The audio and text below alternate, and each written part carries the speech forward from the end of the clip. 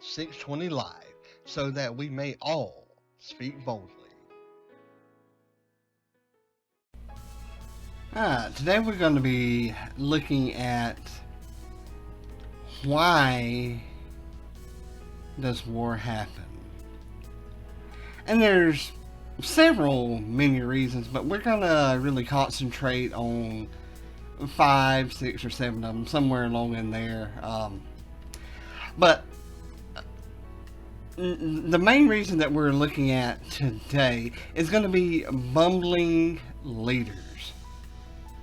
I think we can all agree that we've had some bumbling leaders at all levels of government through the years, and there's also been quite a few bumbling leaders of, other countries as well. I think that's something that we can, like I said, all agree on, but, maybe, not naming any specific people because I don't care who it is that you support, and chances are they've made some bumbling decisions. I just really like that word bumbling. But let's take a look at it, this week and see if we can dig into it a little bit here. Matthew chapter 5 verses 21 and 22. Ye have heard that it was said of them of old time, Thou shalt not kill, and whosoever shall kill shall be in danger of the judgment. Verse 22, But I say unto you, that whosoever is angry with his brother without a cause shall be in danger of the judgment. And whosoever shall say to his brother, Raca, shall be in danger of the council. But whosoever shall say, Thou fool, shall be in danger of hell fire. That is Matthew chapter 5 verses 21 and 22. It used to be, back in the days of Jesus and in the Old Testament times, that the Jewish people knew that murder was wrong. I'll even go as far as to say that we in America, at least, used to know that murder is wrong. But what do I mean by used to?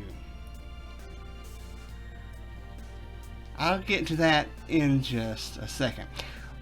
The Jewish people also knew that the murderer would be punished.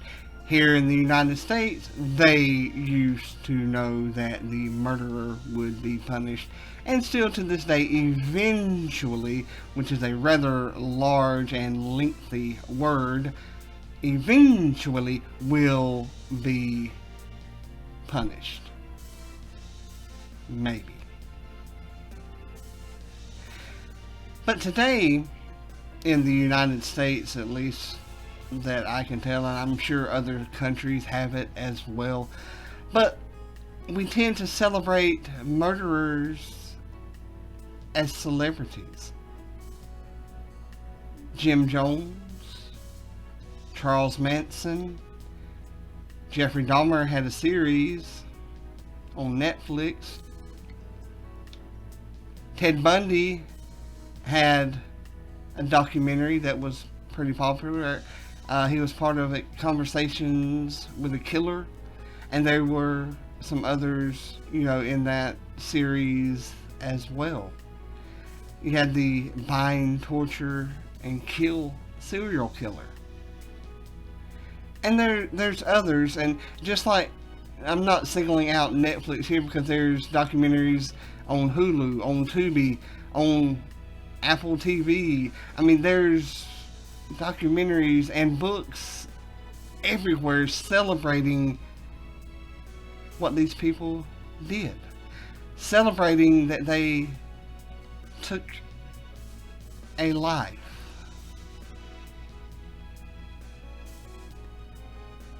We immortalize them in both digital format as well as in books. We make movies, films, documentaries, TV shows, and books about them. I'm sure there's even memes about them, but since I am unable to see them, I cannot tell you for sure. But the news is one of the worst about doing this, because during the times that it's going on, they're continually building them up, showing horrific things, making these people out to be celebrities, giving them their 15 minutes of fame, because they don't care about the individual people that are being hurt or their families. They care about ratings. They care about the shock value. They care about making money or getting prestige for themselves. And these people, male or female, it doesn't matter what gender they are. It used to be known that they would get their punishment. Now, the Jewish people back in Jesus' day knew that these convicted murderers would get their punishment. But as of October 1st, 2022, there are 2,363 convicted murderers on death row, which means there has been at least 2,363 murders committed. Many of them have committed more than one. Now, why is it such a problem? Because, and look at this, and this goes back to some of the leadership that at least this country has and has had in the past. The murderers, convicted murderers on death row, and I know before anybody says anything, there's likely some of them are innocent. That's very true. But the majority of them did the crime. But what I'm getting at is that these people on death row, as well as other inmates, pay no bills. While there's many U.S. citizens that wonder how they're going to pay their electricity bill, their food bill, not necessarily their phone bill, because that is, regardless of what you think, a luxury, as well as electricity to turn lights on is a luxury when you boil it down to its basic, because you don't need electricity to live. But however, you do need food to live. And there's many U.S. citizens who struggle about wondering where they're going to get their next meal at, while the inmates in prison and on death row get fed. They get exercise. It may be a small amount, granted, that's true, but they still get exercise. The Jewish people knew that these murderers were going to get their just desserts, their punishment that fit the crime. And this was true even before Genesis chapter 9 verse 6, which states, "Whosoever sheddeth man's blood, by man shall his blood be shed. For in the image of God made he man." But what does that mean, Richard? That means that these people who killed someone else, killed someone that was made in the image of God. The he they're made in His image means that God made man in His image. But why is this reported? It's important again because I say that they killed someone who was made in God's image. And Genesis chapter 9 verse 6 also shows us here that we should not celebrate the murderers at all, let alone in the way that we do by making films and documentaries and books and selling things like that. Because I do believe I remember reading somewhere that when Ted Bundy was to be executed, there were people selling shirts about saving Ted Bundy. I don't care who the murderer is, as long as he is convicted, just as in the days of the Jewish people in the Old and New Testament, then they need to get their punishment. It's not me exacting revenge. It says here in the Bible, as we just heard, that if he spilt blood, then by man's blood shall he lose his life. His blood should be shed. I knew I'd remember it eventually.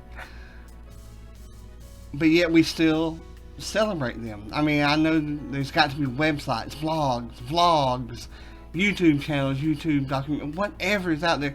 People celebrate it because they have a fascination, a morbid fascination with death. With putting these people up on a pedestal. But yet, there's people out there who are just curious, like, what all happened? Why did it happen? Why did they do this? Why did they do that? And I am just as guilty as other people that have watched these documentaries, have watched that TV show Dahmer, have done this, have done that, because they make it interesting. They make you want to watch it. Is it a sin to watch it? I don't believe so. But I do say that it is, in a way, celebrating them. So maybe it is a sin. If you're convicted of watching it, then it's a sin. If you're not convicted of watching it, then it's between you and God. Well, in the end, whatever it is, it's between you and God. It's not for me to judge or anybody else to judge you for it. But then making all of this stuff, making money off of this stuff, is continuing to give these murderers and serial killers their minutes of fame. Some murderers likely do this to get their minutes of fame. And as long as the news media and Netflix and other streaming services are getting ratings and getting views from watching things like this, then they're going to continue making things like this. The Jewish people did not celebrate these murderers.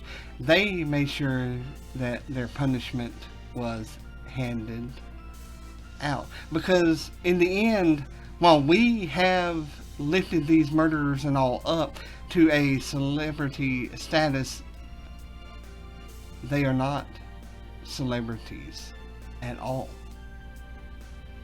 Jeffrey Dahmer, murderer. Ted Bundy, murderer. Jim Jones, murderer. David Koresh, murderer. These people are human, yes, but they are murderers. Instead of let's make them celebrities, let's show what they truly are. Murderers. Now, you may be wondering what this has to do with bumbling leaders, because I feel that a lot of the responsibility falls on the leaders, because if they would push through the death penalty instead of letting them live out their lives on death row, then there may be some change in the world. I'm not saying it's a guarantee that it would change, but I'm saying that it could change. These people who have done these heinous crimes are not celebrities. They're not idols. They're not heroes. They are criminals They are murderers. They should not be revered. They should be reviled. They should not be celebrated. They should be punished. Now, the leaders could push through their executions that they have been convicted and are no longer have any chance of appeal, but yet they don't because of many reasons. They don't want to be seen as cruel, but yet what these people did to get on death row is cruel.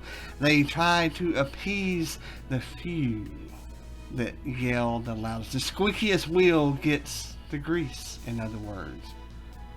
They think it's cruel to kill, but yet these people who push for, letting them go, do they not see what these people did?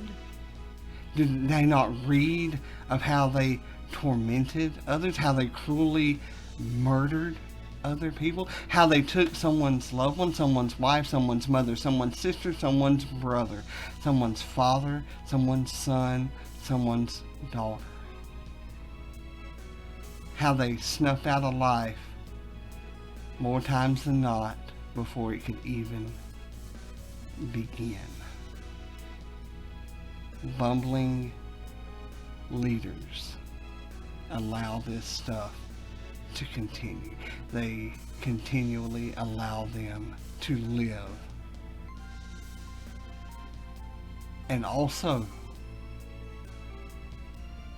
these leaders that we have and have had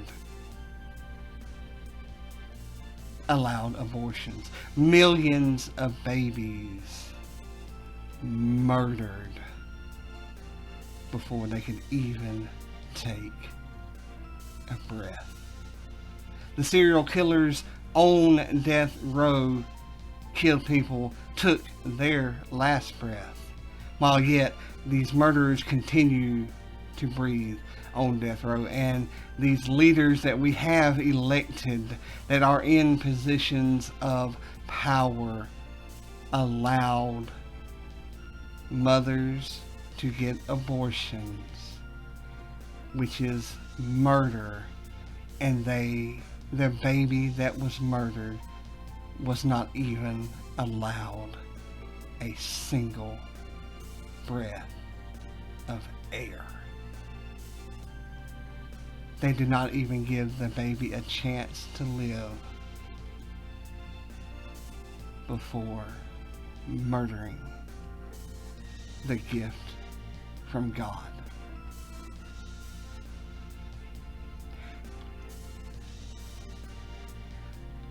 It was placed into the 10 Commandments that Moses was given by God that thou shalt not kill. Exodus verse 13 of chapter 20. Exodus chapter 20 verse 13. Thou shalt not kill. That does not mean that you can kill adults and get away with it. It does not mean thou can kill babies and get away with it. It means what it says. Thou shalt not kill. Baby, teenager, toddler, adult, elderly, it doesn't matter. Killing, murder is a big no-no. If God had Moses write it down, if God gave it to Moses, then it must have been extremely important. Huh. Yeah. It must be. Oh, no, excuse me. It's not must be. It is. Thou shalt not kill. Then why do we continually celebrate those that did? And like I said, leaders are at the forefront of this. They allowed abortions until Roe versus Wade was overturned, and now I believe it's every state can make their own choice. No, it should not be that way. It should come down from the ones in power, the higher ups in power, that no abortion is allowed, because thou shalt not kill. Call it the Exodus 20:13 law, because if it was a law for the Israelites, the Jewish people, then it should be a law for us as well. But no, we want to take the Ten Commandments out of courtrooms. We want to take Jesus and God out of schools, and we wonder why the world is in, or this nation is in, the shape that it's in, where murder happens all the time, where school shootings happen all the time, where laws are being broken all the time, and where kids rebel against each other, and where people think that they can change genders because God made a mistake. No, he did not make a mistake.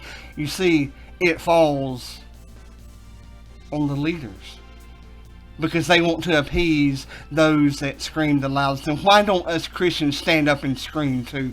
Because we're cowards. We say that we believe in God. We say that we believe in the power that God has for us. We say that we will speak boldly, yet we speak softer than whispers in the dark. Because we're scared of what other people will think. Well, Richard is not scared of what people think. If he has to scream by himself, if he has to speak boldly by himself, then I will.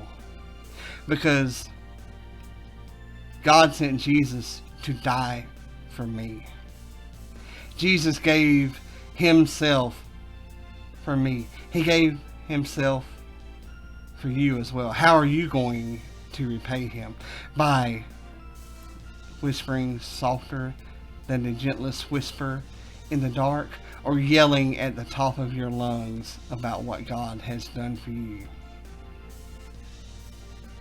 I agree that, just as I'm doing now, these leaders that we have and have had are criticized more than any other role, more than any other person or persons, because they're in the forefront, they're at the focus, they are in the limelight, they're in the spotlight. But just as murder is wrong, they're wrong for allowing them, one, to continue living, and two, for allowing the abortions, which is murder as well. But something that we often don't think about is the fact that while we know that actually murdering someone physically is wrong, is a sin, and goes against the Bible, the teachings, and the Ten Commandments, did you realize that thinking it is wrong as well? You might not have realized that, but it is very true that even thinking it is bad. Lusting after someone in your mind, while you may not have acted on it physically, you have still committed adultery in your heart and in your mind. I'm not saying, since you've already done it in your mind, to go out and physically do it. No, that's not what I'm saying. I'm saying that we need to be careful of thinking about murdering someone in our head. We've all done it. We've all joked about it. We've all been kids and said it. Doesn't make it any less of a sin. I want to look at this term and talk to y'all about this term raka, which is an Aramaic term which stands for empty one. And it's a word that many people would use as an insult. It's an insult. It shows contempt for whoever you say it about. And people that use this word, if they were convicted of it, would be taken to the highest court in the land back during the time of Jesus. And yet they still did. The leaders back then would follow through with punishment when convicted. There was not a death row back then, and if there was, or at least I'm not aware if there was a death row or not, but if there was, you better believe that those on it got what the law stated. Keep in mind, he who sheds human blood shall humans shed his blood. I know I messed that up, but you remember it from earlier. And it's no surprise that throughout history, and even now and later on, that throughout history, anger has clouded people's judgments. Feelings cloud people's judgments. You're feeling happy, so you wear a bright colored shirt. You're feeling upset, so you wear a darker colored shirt. Emotions or feelings cloud our judgments. From the smallest to the largest decisions, emotions and feelings cloud judgments. And I'm getting to a point of this that I really don't like to say, because I don't like this term. But one decision that we unconsciously make is to condemn people. We will not follow through with what the law says. Thank you, bumbling leaders. But yet we all have unconsciously condemned people. It is very common in today's society, whether on TV shows, movies, books, or in a typical everyday conversation, to hear three words. These three words. God damn you. And while I hate saying it and I won't repeat it, GDU is one of the most vile things that anybody can say to someone else. And let me explain why. We throw it around like it's a dirty piece of trash, like it's a used napkin that we're throwing in the recycle bin or in the garbage bag. But those three words are more than just three words. They are a curse to whomever you said it, because you are asking God to condemn them to hell. What we're doing whenever we say that is we're condemning that person, and we're calling that person a moral fool, and we are implying that we want God to damn their very soul to hell. Is that not one of the cruelest things and most vile things that you can think of? Condemning someone to hell for all of eternity.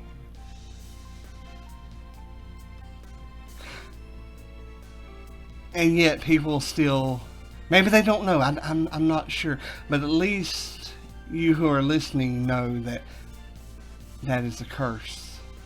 And maybe you can tell them whenever you hear someone saying it from now on.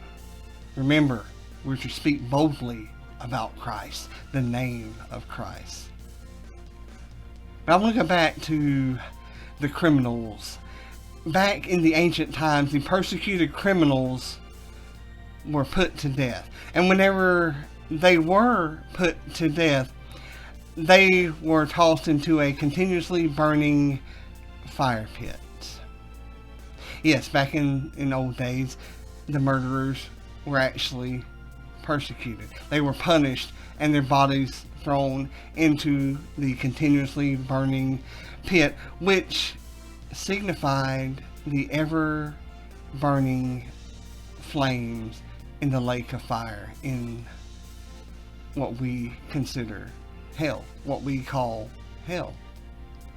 And just like those fires were continuously burning, the fires in hell will ever burn forevermore. They will continue to burn and never be quenched. Your mouth will be dry. You will want something to drink, but yet there will be no rest found. There will be no relief found. There will be no breaks, no pardons given. You will be in hell and burning forever. That is what the fires were to symbolize to those who saw it, as an example of what happens when you are convicted. Yet today, as I stated earlier, we watch this and see that, oh, he got fame. Oh, she got fame. Oh, they got fame. So there's no punishment for the crime. Granted, like I said, some do get put on death row, but it's very few and far between, considering that there are 2,363 inmates still on death row as of October 1st, 2022. Not that long ago.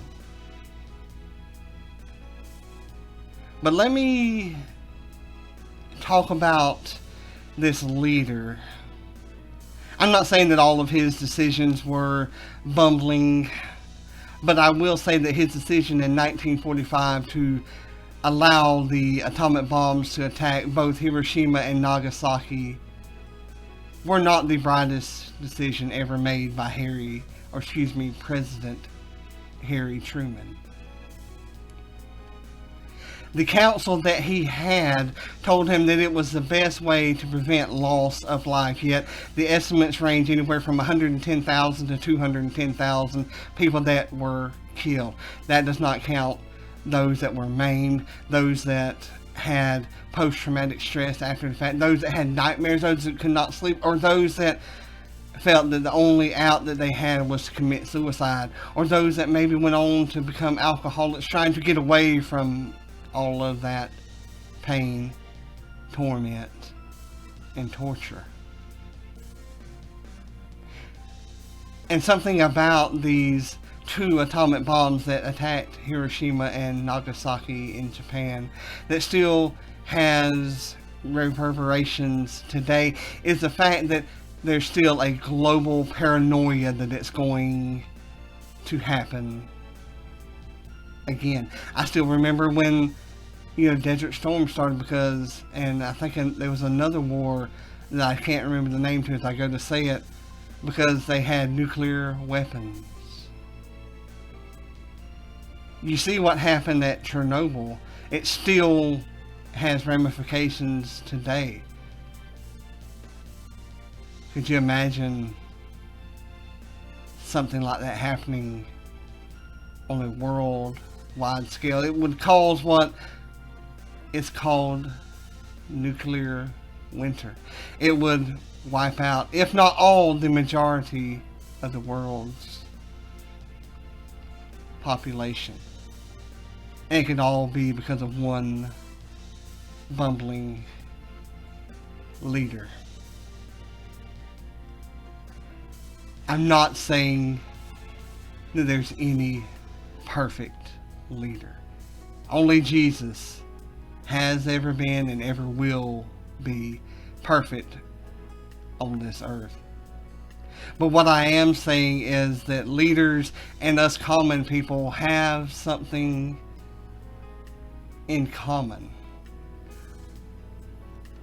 Leaders make mistakes. Common people make mistakes. In episode 3 in this study, we will talk about making mistakes. Remember that Jesus loves you, God loves you, and please remember to share this, to spread the word about Jesus. I could care less about the 620 Life podcast becoming viral, but what I do care about is people hearing about Jesus and what it can do to help them. Please remember to subscribe so that you don't miss an episode. God bless each and every one of you.